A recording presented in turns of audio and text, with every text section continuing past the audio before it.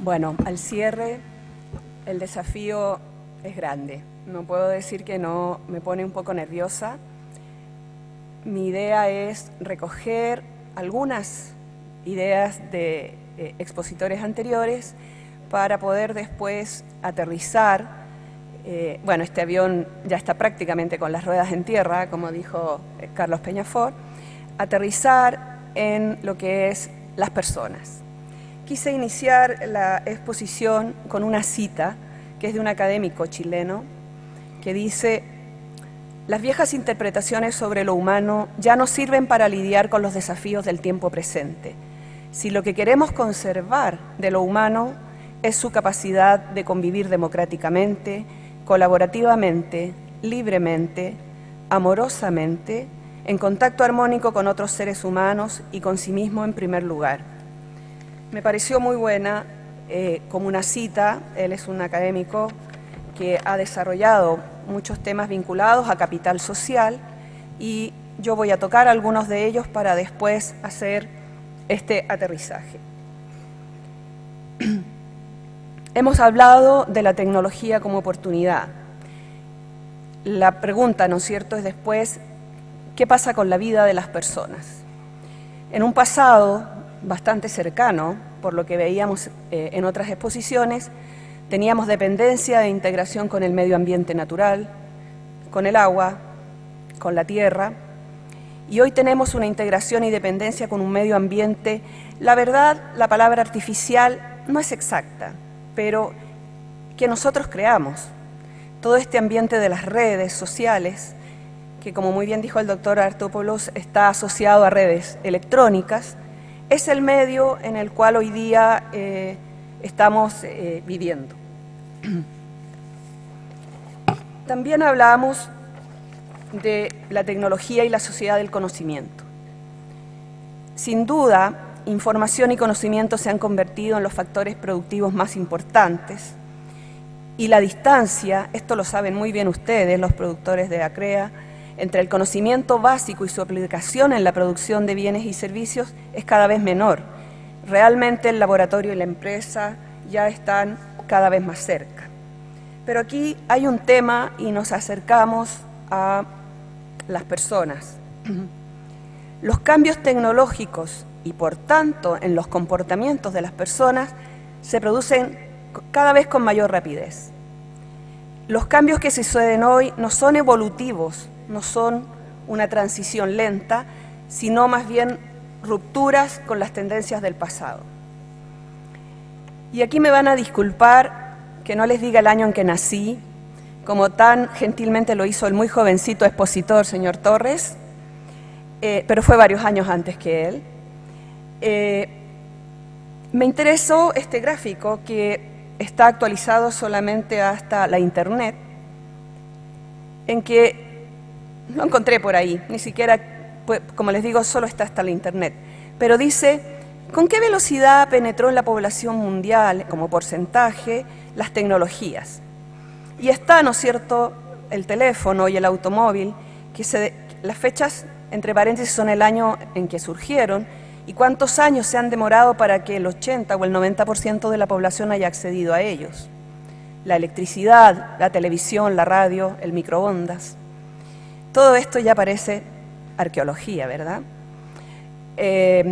Los que en mi época se llamaban videocaseteras, los videorecords, los teléfonos celulares. Sin embargo, en la curva podemos ver que esas curvas ahora son más rápidas. La velocidad ha ido aumentando. Cuando el expositor señor Torres mencionaba lo que ocurría cuando él era pequeño, yo recordaba cómo se escuchaban los partidos de fútbol en mi país cuando yo tenía 10 años.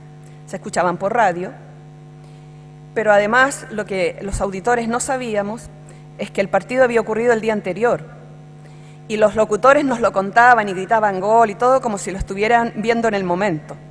Y descubrimos muchísimo después que eso pasaba, ¿ya? Entonces, claramente estábamos en otra etapa y además la televisión se hizo más masiva con el Mundial de Fútbol de 1962. Antes de eso prácticamente eran programas muy pilotos los que habían. Entonces, eso hace, ¿no es cierto?, que cómo se vive hoy y las redes sociales como redes electrónicas, como decía otro expositor, hayan ido cambiando también a las personas, las emociones, las dificultades que experimentamos los que no aprendimos esto de pequeños con las tecnologías y cómo los más jóvenes o los niños se suben a ella con una enorme rapidez. Yo quiero recuperar un concepto que mencionó el doctor Artopoulos en su presentación, como el capital social. Ya en los años 80, ¿no es cierto?, él dice en Estados Unidos aparece este concepto. Sin embargo, diría que el interés por él ha regresado, con una mayor comprensión de su importancia para las personas, ¿ya? La tecnología ha transformado el conocimiento en bienes públicos y ha surgido lo que podemos llamar la apropiación social del conocimiento, las redes que pertenecen a todos. Y eso es el capital social que pertenece a una empresa, con la que cuenta una empresa. Pero ¿qué es finalmente capital social?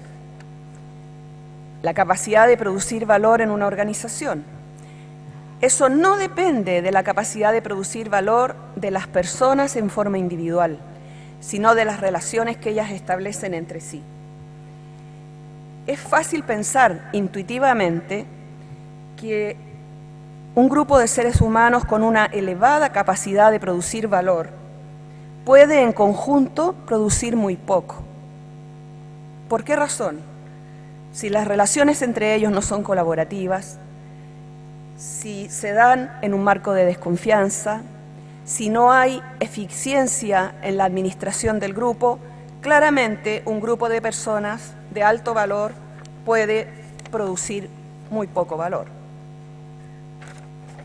Por otra parte, ¿no es cierto?, las empresas ubicadas en comunidades con un considerable stock de capital social pueden disfrutar de una ventaja competitiva.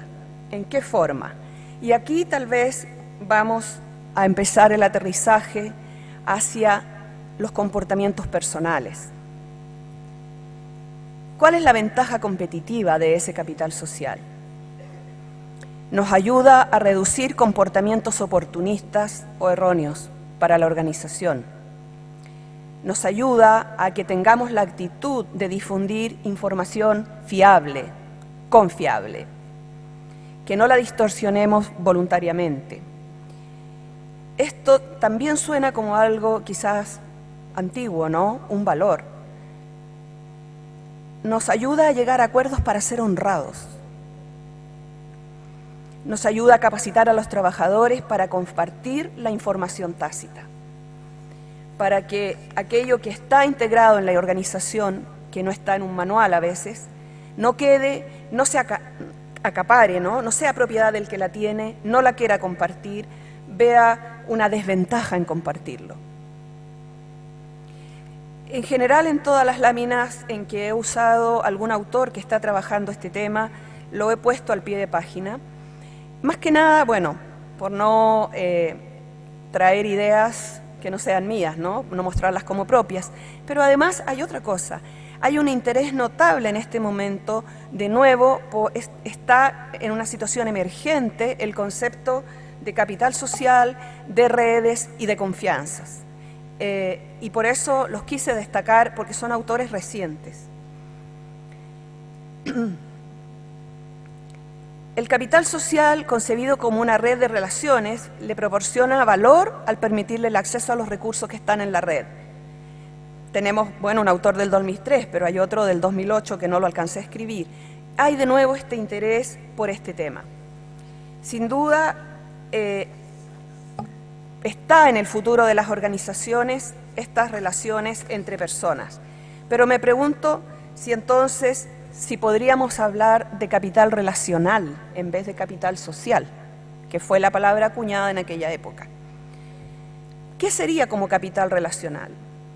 Como la generación de un espacio y capacidades de relación entre personas al interior de la organización y en el entorno.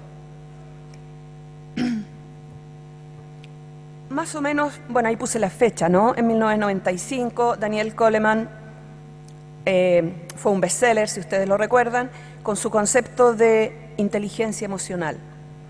Hasta el momento en que él sacó este libro, realmente el sentir no era un tema digno del management, no era tema de administración, había que pensar racionalmente. De hecho, la definición que él dio de inteligencia emocional es la que ustedes ven, la capacidad para reconocer sentimientos en sí mismo y en otros, siendo hábil para gerenciarlos al trabajar con otros. O sea, estamos hablando ¿de qué? De gerenciar sentimientos. Eso de por sí ya fue un cambio muy cualitativo y por eso fue tan importante el concepto de inteligencia emocional. Ser hábil para gerenciar los sentimientos propios y los ajenos significa que yo reconozco los sentimientos propios para ser capaz de trabajar con ellos. Una década atrás, la revista Harvard Business Review sacó un concepto sobre capital relacional. Dijo, bueno, también es cita textual, ningún autor reclamaría que es posible hacer ingeniería de relaciones, pero es ciertamente posible generar contextos nutritivos para que ello ocurra, contextos nutritivos para las personas. ¿Cómo qué? ¿Qué es un contexto nutritivo? Bueno, en esa dimensión relacional tenemos las características y atributos de las relaciones como la confianza y algo que parece tan fuera de los temas que hemos estado hablando, de las tecnologías. Parecen temas como de otro ámbito, ¿verdad? La historia y la reputación de la empresa. Importante, ¿verdad? La historia y la reputación de la empresa. Esta dimensión relacional tiene esa importancia cuando dos actores interactúan a lo largo del tiempo, y eso yo creo que ustedes en ACREA lo tienen más claro que nadie por la cantidad de años que lleva el movimiento y que ustedes han podido interactuar con otros. La relación de confianza se hace más fuerte, es más probable que los actores se perciban uno a otro como merecedores de confianza. Y tan importante como eso, ¿no es cierto?, van a poder difundir y transferir conocimientos entre todos los miembros de la red de empresa y por eso los procesos de innovación. Hay autores que en este momento están tratando de relacionar, han hecho investigación referente a si el capital social tiene una relación directa con las capacidades de innovación. Son investigaciones actuales, no hay conclusión, no está concluyente, pero es evidente que hay una intuición referente a que cuando una empresa tiene un buen stock de capital social y yo diría de capital relacional, sus procesos de innovación van a mejorar. Aquí se ha hablado muchísimo de innovación y claramente no es una opción sino una imposición de los tiempos. Es una condición básica, es la adaptabilidad. La adaptabilidad de las empresas, de las personas, de los negocios, de los mercados. Hemos visto, ¿no es cierto?, tecnologías muy avanzadas para mantener al día.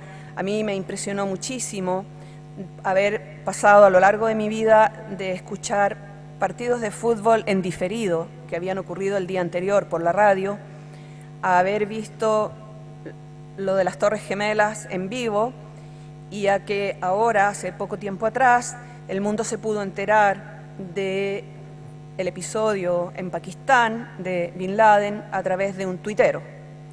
Es un impacto y creo que la capacidad de adaptación de las personas puede ser insuficiente, es decir, nos exige una capacidad de adaptación este mundo cambiante y con estos desafíos. Este es el de hoy. A eso me refiero con lo de la adaptabilidad. Sin duda, las empresas que hoy día marcan la diferencia, las más competitivas, tienen que tener eficiencia en la cadena de montaje, pero no son solo las más eficientes en la cadena de montaje. de verdad son aquellas que han sabido aprovechar su capital social y se han puesto a la cabeza de la innovación. Cada vez, para una mejor comprensión de estos procesos, se hace más necesario superar el nivel interno de la empresa, conocer cómo las relaciones con otras organizaciones y empresas pueden inducir un cambio en sus procesos y productos. Yo creo que en eso ACREA ha sido pionero, en comprenderlo hace mucho tiempo y en aplicarlo, y eso es claramente los frutos que han podido ir viendo.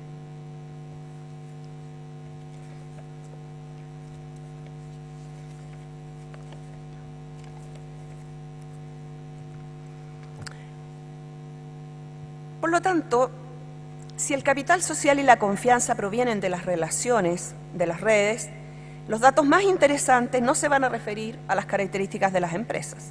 Esas van a estar en un cuadradito y va a ser cómo se relacionan estas unas con otras y cómo usan los datos relacionales para el estudio de los problemas empresariales. Las reuniones de los grupos CREA, ¿no es cierto?, han cumplido este objetivo por mucho tiempo. Ha sido una intuición realmente muy positiva.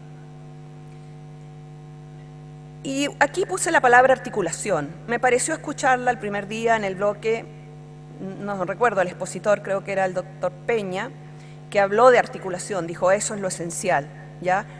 La historia común, la confianza van a permitir acceder a otros recursos que están en la red. Y aquí también quiero ir a un tema también valórico. Si ustedes se ven, estamos como en un nivel distinto. La confianza implica que yo tengo la expectativa de que un compañero de intercambio no va a actuar de manera oportunista. Espero que sea honrado, espero que la información que compartamos sea verídica, es decir, que no actúe de forma oportunista. Esto puede parecer, comillas, ingenuo en el mundo de los negocios. Sin embargo, cada vez más es más claro que las oportunidades, comillas, que implican aprovechar una coyuntura momentánea no son sustentables en el largo plazo. Cuando dos unidades o organizaciones empiezan a confiar mutuamente, aumenta la predisposición a compartir recursos sin preocuparles que la otra parte les vaya a tomar ventaja. Y cuando estas además se dan dentro de la red, y esto es muy importante y yo creo que ustedes siempre lo han valorado mucho, los actores desarrollan una reputación de ser merecedores de confianza y puede convertirse en una información muy importante para otros actores de la red. Ese grupo empresarial es confiable.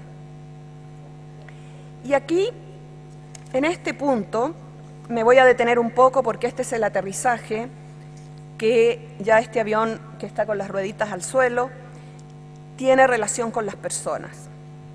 Debo decir que la frase introductora de la doctora Cacabatz el primer día me dio casi una crisis de pánico cuando dijo: hoy el futuro se tornó completamente impredecible. Por suerte, después me di cuenta que se refería a sequías, inundaciones, bacterias y no al comportamiento de los seres humanos. Yo quiero detenerme en este punto porque me parece que aquí es donde llegamos a las personas, el tema de la predictibilidad. Predecir el futuro y lo que me va a ocurrir es una necesidad básica de las personas. Y les voy a contar un episodio que ocurrió en mi país que representa exactamente cómo reaccionan las personas cuando se ve amenazada esta necesidad básica. Lamentablemente, hace un par de años, en una noche de Año Nuevo, en una muy linda casa con alarmas y todo, un chico salió a celebrar y dejó una ventana abierta y entró un ladrón que encontró a un niño de 9 años durmiendo, que despertó y el ladrón lo asesinó. Los padres estaban en otro piso, no sintieron de inmediato y el padre era un médico. Y la verdad es que se produjo una especie de locura colectiva. Toda la gente empezó a decir: no, es que de seguro el padre tiene que ver con el narcotráfico. De seguro que el padre tenía una deuda muy grande con alguien y esta es una venganza. Y fueron interpretaciones muy injustas que le hicieron mucho daño a esa familia, pero que, mirado en perspectiva, yo le llamo una característica de las personas que se llama "a mí no me va a pasar". Porque si el fallecido hubiese sido un chico que vivía bajo un puente, y vagabundo, y hubiese muerto a las 3 de la mañana, no habría dado para noticia. Lo que pasaba es que este chico estaba protegido y en su casa. Entonces, las personas no lo pudieron soportar, es devastador. Y pensaron, no, aquí tiene que haber algo más. El padre es un narcotraficante y esta es una venganza. Es decir, explicaciones para finalmente decir, porque mi chico a las 3 de la mañana está en casa y yo lo tengo cuidado y a mí no me va a pasar. Fue una manera social de defenderse de la amenaza, de algo que no fue predecible, porque no era predecible que ocurriera, fue realmente un azar. Entonces, lo que yo quiero destacar de esto es que la predictibilidad del futuro es una característica que va asociada a la confianza. ¿Ya? Yo me comprometo contigo y me comprometo a cuidarte, y si te cuido espero que me cuides. Y si te amo, espero que me ames. Y si cumplo mis compromisos, espero que los cumplas. Predecible, ¿ya? Eso es parte de la estructura de las personas. Yo no digo de los negocios, ¿ya? En los negocios uno podrá aplicar muchísimas herramientas. Esto es una característica de los seres humanos. Yo espero que si ahorro durante este periodo, después me puedo comprar una casa. No espero que mi dinero se pierda, que el banco quiebre. Es decir, es controlar lo que me va a ocurrir porque yo hago las acciones para que ello ocurra. Yo espero estudiar 5 años y obtener un título, ¿ya? Siempre espero que sea coherente. Por lo tanto, en este tema es donde creo que está el mayor aterrizaje hacia lo personal, ¿ya? O sea, tener claro mis valores, ser predecible, cumplir lo que prometo, es una manera de generar confianzas y es una manera de hacer negocios. Por eso dije, bueno, finalmente las personas. Hemos hablado de términos, tecnología, capital social, capital relacional, innovación, sustentabilidad. Detrás estamos los seres humanos. Su capacidad de relación, su capacidad de crear confianzas, su capacidad de adaptación y, no lo puse ahí, su capacidad para ser predecible con aquellos que lo rodean, para ser honesto, para ser honrado, para intercambiar información, para compartir aquella que le puede servir a otro, para ocupar un espacio en la red, redes electrónicas, redes sociales, en los lugares en que nuestra capacidad de adaptación a las tecnologías nos los permita, ¿ya? Si no estamos en ese nivel podemos pedir ayuda, otros pueden hacerlo. Yo trabajo en un lugar, me he resistido a entrar en Twitter, pero hay otros que lo hacen, me entero igual. Bueno, quizá deba aprenderlo, por eso dije, no quiero dar el dato del año en que nací. Sin embargo, creo que ese elemento está a la base del desafío para los participantes de este Congreso. Si queremos, como dije al inicio, conservar del humano su capacidad para convivir democráticamente, colaborativamente, libremente, amorosamente, en contacto armónico con otros seres humanos y consigo mismo en primer lugar. Eso parece una frase pequeñita al final, pero vivir armónicamente consigo mismo es lo más difícil que nos puede ocurrir. Eso lo sabemos todos, ¿verdad? Es importante darnos cuenta que el management viene de regreso al valor de las variables humanas. Viene de vuelta. No sé si el doctor Artópolos es psicólogo, en realidad, no sé si le entendí mal. Yo digo que los psicólogos y los estudiosos del comportamiento tendemos a ponerle títulos a las conductas de los seres humanos. Y le ponemos nombres, y la inteligencia emocional, y el capital social, porque ayuda eso a recordarlo.